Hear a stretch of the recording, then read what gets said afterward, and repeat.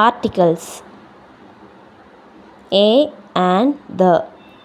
A and an are indefinite article. The is a definite article. Words begin with a consonant. Use article a before it. Examples: a boy, a lion. In this, boy, B is a consonant, lion, L is a consonant. And then next one, an is used before a singular noun beginning with a vowel. Vowels are A, E, I, O, U. See here, orange. It is started with O. It is a vowel.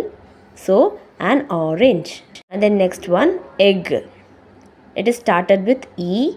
E is a vowel. So, an egg.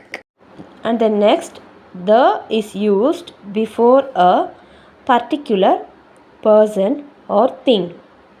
Examples: the moon, the earth. The is used before a word which is special or unique one. Then write a and the before the words. First one, I. It is started with vowel E. So, an I. Second one, ice cream. This word is started with I. It is a vowel, an ice cream. Third, uniform. This word is started with U. So, an uniform. And then fourth one, crocodile.